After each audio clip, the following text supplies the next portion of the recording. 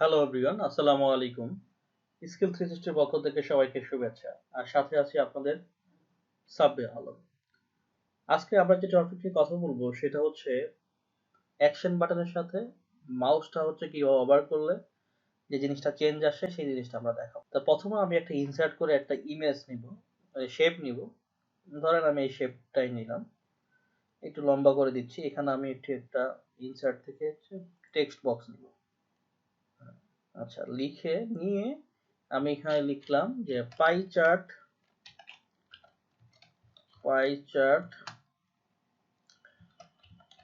YouTube thumbnail. YouTube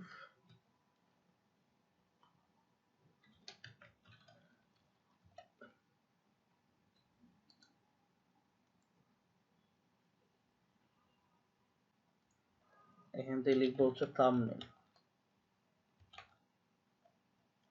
আচ্ছা, YouTube just এতটুকুই থাক।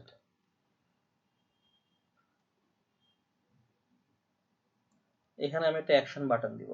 এখানে আমার ক্লিক করা অবস্থায় থাকলে এখানে ইনসার্টে গেলে দেখেন অ্যাকশন বাটন এখানে আমার আসবে। তা আমি অ্যাকশন বাটন হচ্ছে গিয়ে রান করব এখান থেকে। তো এখানে আমার মাউস আবার দিলাম আমি। এখান থেকে আমি হাইপার লিঙ্ক যদি দিই, আপনি দেখেন নেক্সট স্লাইডের সাথে আমি দিতে পারবো, অথবা আমি এখান থেকে হচ্ছে গিয়ে লিঙ্ক আমি নিয়ে আসতে পারবো। ঠিক আছে? তা আমি যদি এখান থেকে আদার ফাইল থেকে নিয়ে আসি, তাহলে এখানে আদার ফাইলে আসলাম আমি। এই আদার ফাইলে আসার পরে সাপোজ ধরেন আমি এটা দিয়ে দিলাম, ওকে হয়ে গেল। এই যে এখানে ওকে দিয়ে দিলাম। এবার আসেন, এইখানে আমি চাচ্ছি, মনে করেন যে আপনি প্রেজেন্টেশন দিচ্ছেন। হ্যাঁ, প্রেজেন্টেশন দিচ্ছেন যে আমি একটা হচ্ছে কি মনে করেন যে আপনি আপনার অডিয়েন্সকে বললেন যে আমি পাই চার্টের জন্য একটা টিউটোরিয়াল বানিয়েছি। এই টিউটোরিয়ালের জন্য হচ্ছে আমি একটা থাম্বনেল বানাইছি। তা আপনি একটু দেখেন এই থাম্বনেলটা কেমন হয়েছে। আপনি আপনার অডিয়েন্সকে বলছেন। কিন্তু থাম্বনেলটা আসলে এখানে সরাসরি এখানে দেয়া নাই। আপনি এখান থেকে কি করে দিচ্ছেন? এই মাউস ওভার মাধ্যমে হচ্ছে এই যে আপনি দেখেন। এখন যদি এটাকে আমরা স্লাইড শোর মাধ্যমে দেখাই, এই যে আমরা যদি এখানেই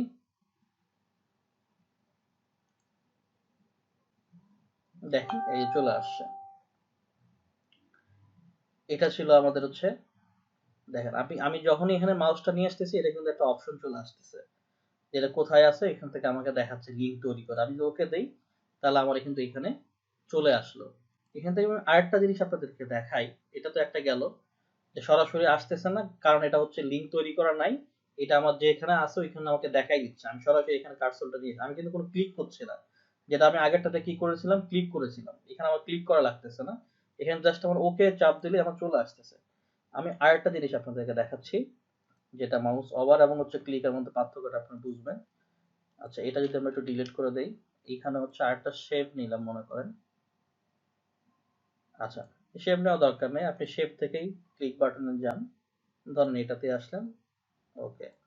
এটাতে আসার পর হচ্ছে গিয়ে কি আপনি মাউস ওভার থেকে এই হাইপার লিঙ্কটার থেকে আপনি মনে করেন যে প্রিভিয়াস স্লাইডে দিয়ে দিলেন।